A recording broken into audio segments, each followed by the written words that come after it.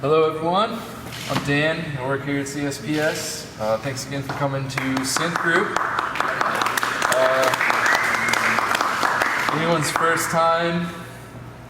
Nick's first time. Everyone else has pretty much been here, so you kind of know the deal.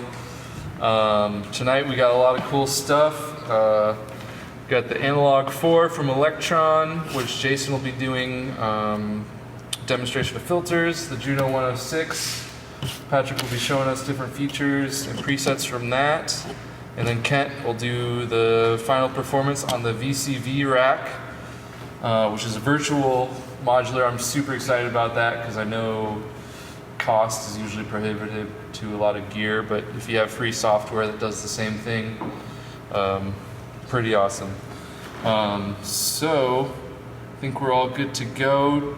I guess have Jason come up here and get started with filters. I'll be running sound and oscilloscope. Yep. Make sure everything looks good. At any point, feel free to interrupt and ask a question. Absolutely. If anything comes up, I'll kind of interject as I need to. So, yeah, turn it over to Jason. All right. Let's give it up.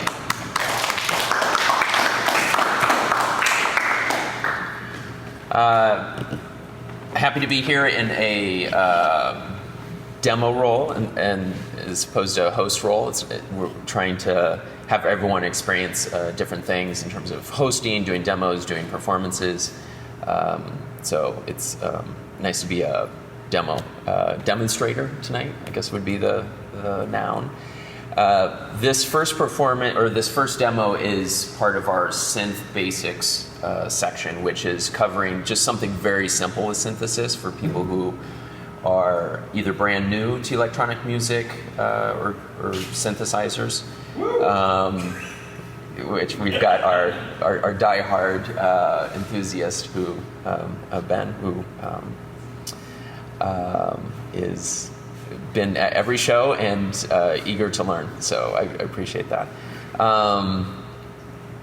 And also I find it's useful to hit a basic topic and just hear it explained from someone else, because I mean, to be honest, I used synthesizers for years without really understanding what a filter was or an envelope or an oscillator. I just turned knobs, made sounds.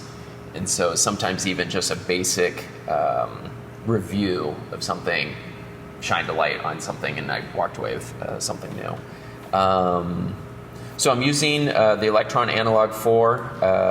It is the small desktop version of the Analog Key, which is a full-size keyboard by Elektron.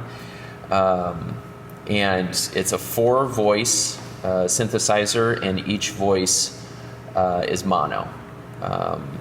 And what I've started with initially is just the most basic,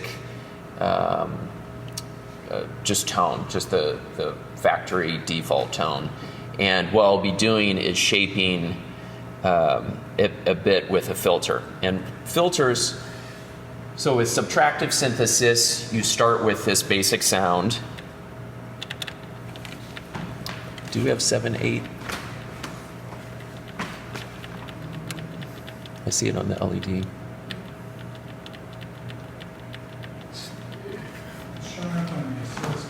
Yeah. I guess the house speakers aren't on.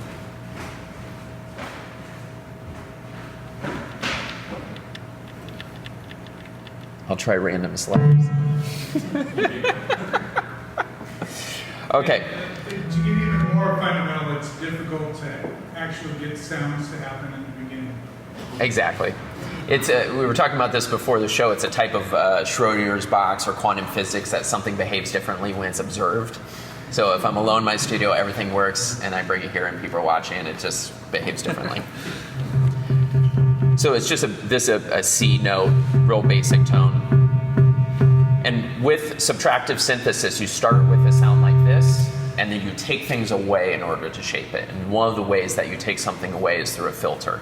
And when the filter is completely open like it is here, the whole sound goes through. And there's different types of filters, which I'll show. As you close the filter, the sound will get smaller and smaller based on what direction you're heading. This first filter is a low pass, meaning it allows the low end to go through and you start shaping off the top of it.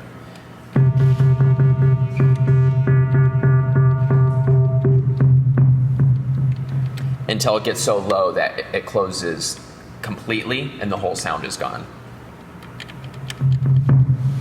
And then one of the things that runs with filters pretty consistently is resonance. And the resonance creates a peak at the frequency of the where the filter is. It creates a peak. And let's see if we can see this on the oscilloscope. So I'll be increasing the resonance, and you'll start to see these little sharper points go up, and you'll hear the change too.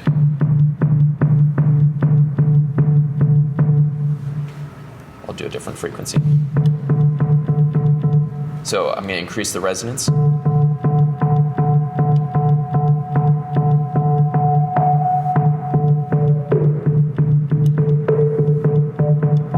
So it's that higher, it's ridiculous to use the word resonant in explaining resonance, but it's that peak sound that comes up when you hear a filter. That high pitch is the resonance just jacking up that particular frequency. It raises the volume of that particular frequency. And then I took the resonance away so it becomes smoother again. So low-pass filters are used a lot in synthesis, particularly in techno and electronic music, in shaping bass sounds. And then I'm going to switch over to a high-pass filter. And what a high-pass does is it lets all the high through and then starts scraping off the bottom. And so when it's fully open, you'll hear the full tone. And then as the high-pass closes, it'll become thinner and thinner of a sound. So that's the basic sound. So now the bass is out.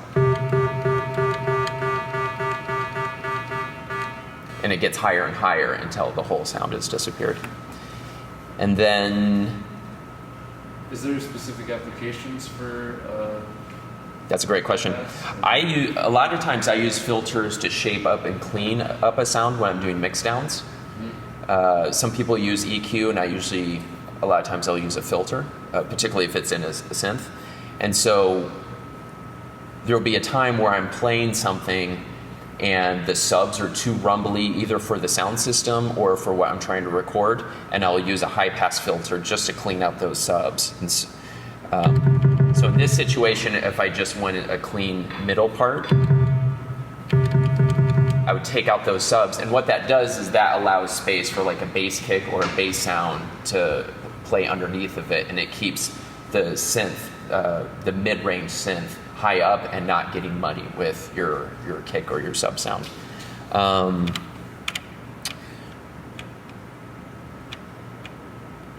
Let's see.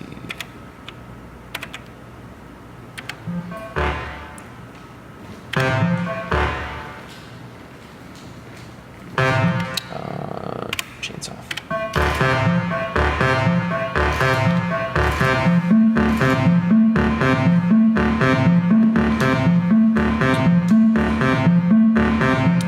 So this is just a small sequence I programmed into the A4. It's just looping at different notes with this same synth.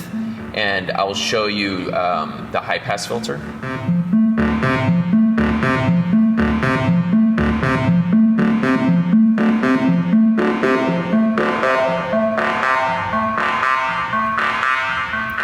So it starts to sound almost like a radio, like a tinny radio. And then when I open the filter back up, you'll start to hear the bass again. You get those low ends. And then that same sound through the low pass filter is what we started with. Only the lows come in first, just the bass sounds. So this is the low pass filter. So you can get, and I turn the resonance up so those subs start coming up more. And so what that resonance is doing is it's amplifying the volume of the frequency at those low ends. So you can get this cool bass line, but it's still that pretty simple beat loop that I was just playing, but it's just the low part. And that's really what synthesis can do, is you isolate a cool part of this pretty basic sound, and all of a sudden it has this type of character and texture to it. And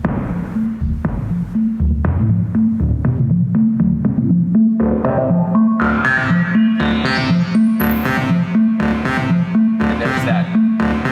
And then there's the original sound again. And so that's one of the ways that something simple can become something very characteristic or have a mood to it, is just grabbing a certain filter range. And then the last filter I'll show you is a band pass. And a band pass is a triangle, so it trims out the low and the high and peaks out just the range that you choose.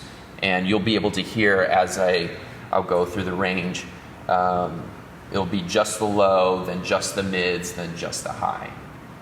And so it's a tighter filter, and it allows even less through, and it has its own particular sound. So I'll start low, which sound, at this point, it sounds similar to the low pass filter, fairly closed.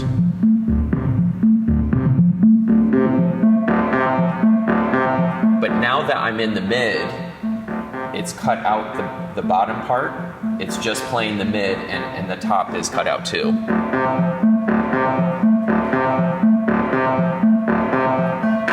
Whoop.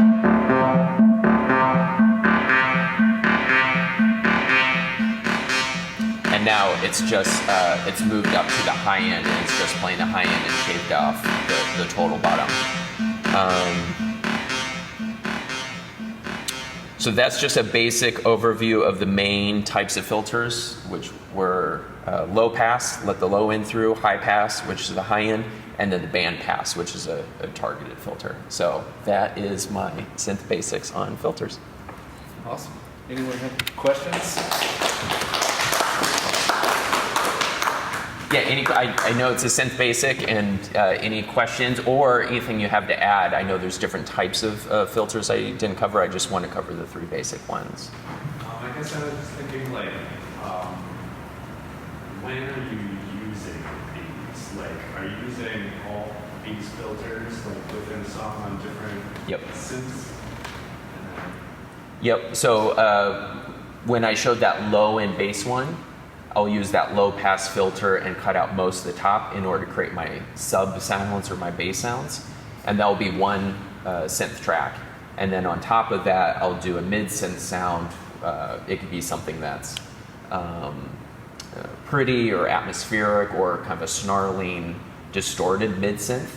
And for that, what I usually do is either the band pass filter, because I don't want the subs to conflict with my sub or kick sounds, and just have that snarl come through in the middle.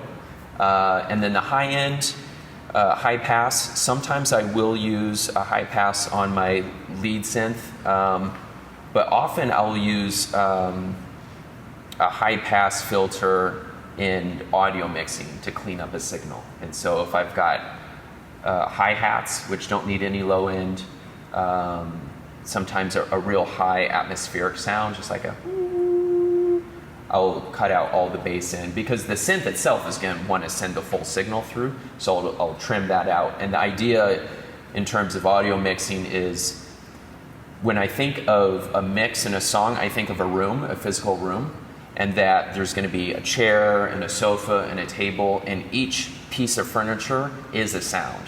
And what I do is I use EQs and filters to make sure each of those pieces of furniture aren't overlapping and stacking on top of each other.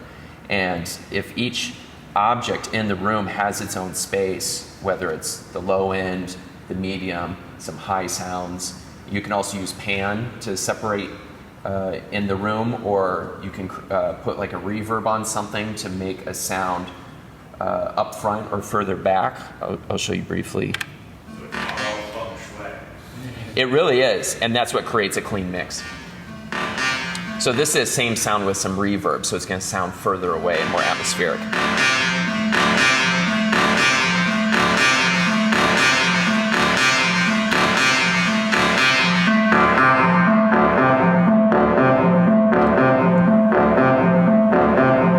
And then without the reverb, it's just a bit of a cleaner upfront in your face sound, and as you put reverb, it pushes it to the back, and then other sounds without effects can be in the front.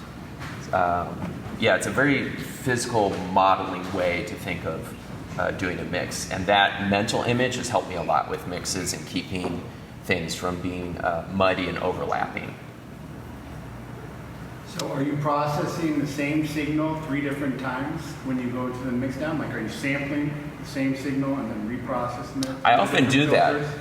I often use the same sound and process it in different ways because they'll automatically have a harmony with each other. Yep. Or I'll take the sound and pitch it down an octave, and that'll become my bass or my subnotes, and it'll have an echo or a harmony with my mids or my highs. Okay. And then I can use different types of filters on each one to clean up where it is in the space.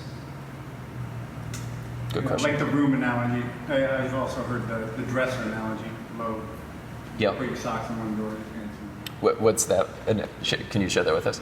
Yeah, it's just the same with mixing for keeping, certain things in one shelf. So all your low end is on one shelf. Got it. The lower shelf, like your pants. Yep. Your high end is all your socks. Nice. Kind of like your furniture. Got it. So that's cool. Shirts in the middle. Yep. Great. Any other questions on filters? I have kind of a performance-based question. Sure. Do you use automation when you're out performing? To automate your parameters, some knob twists that that you're doing? I often do, either through LFOs or with the A4, and I'm happy to show this to you afterwards. You can assign all these knobs to performance parameters. So one knob can control 5 different attributes to a synth. Mm-hmm. And so you could turn it and it opens up the filter, adds a reverb, increases the volume all in one turn. So that's useful with this particular one. And then I also work on different experimental technologies to control synthesizers with other inputs. Mm-hmm. So one, I've got a motion sensor system, so a dancer's movement controls the parameters on a synthesizer. Or I've also developed an EEG system where my thoughts can control a synthesizer without touching it. And it can be mapped to all sorts of different parameters. So those are different types of biosensors, being able to control parameters. That's a whole other experimental thing. Within the synth, LFOs are real good for automation, mm-hmm. or doing the performance assignments on the A4. And that's useful because to change everything at once during a show. It's hard to have 4 hands. Yep. Control 4 knobs at once. Yeah, and when I record, a lot of times I'll do a pass without recording everything, but I'll just record the MIDI, which I can run the MIDI out into something like Ableton, and then clean it up if I need to in Ableton, and then when I run it back, Ableton is what is doing all the MIDI changes on it, and I can focus on another synth or the drum machine or turning knobs that can't be automated, like on an effects pedal. Mm-hmm. Yeah. Any other questions? Filters? I've already forgotten how the voices play into this. You mentioned that this has 4. It does have 4 voices, and I was just using one on this demo. But what was your question? Just that? Well, yeah. Where's the other 4? Right. Yep. Right now, this is just the basic preset, so they all... Those were all 4 voices. Each one you can shape into different things, and then, but just for this demo, I was using the first voice. And I guess adding to that is the different voices will interact differently with the filter, because like a square wave has more harmonics than a triangle wave, so Yep. there's that interplay also. Yes.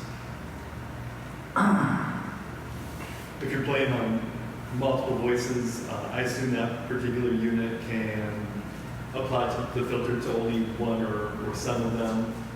Each track has its own filter. Right. Was that the question? I jumped in. Just to know, then inversely, would you be able to use one filter to control all the different voices on that particular model? You could set up each of the 4 filters identically, and then have a performance knob control them.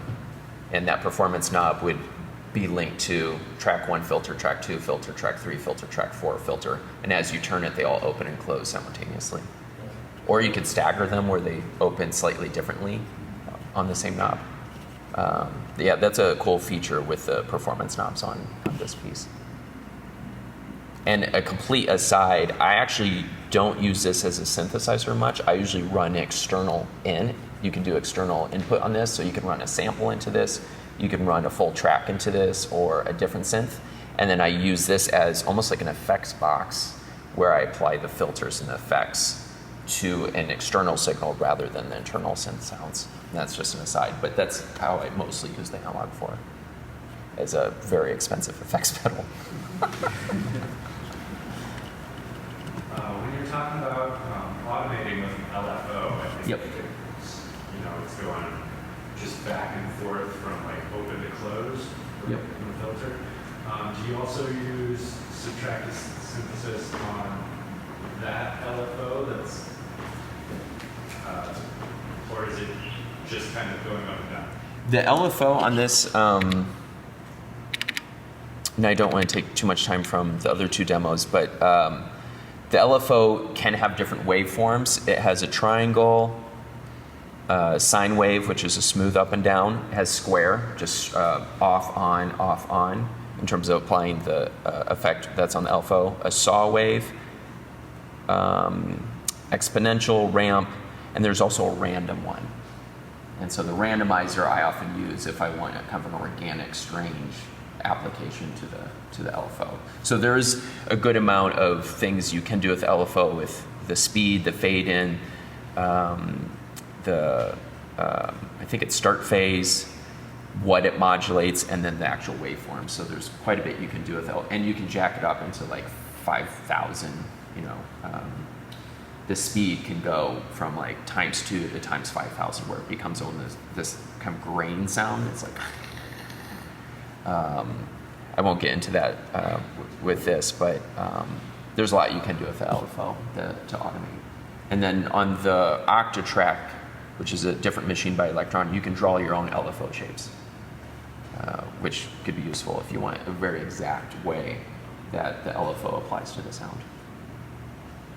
But I promise I'll do an LFO demo for Synth Basics in the future. So, Love it. great. Anything else? All right, thank you.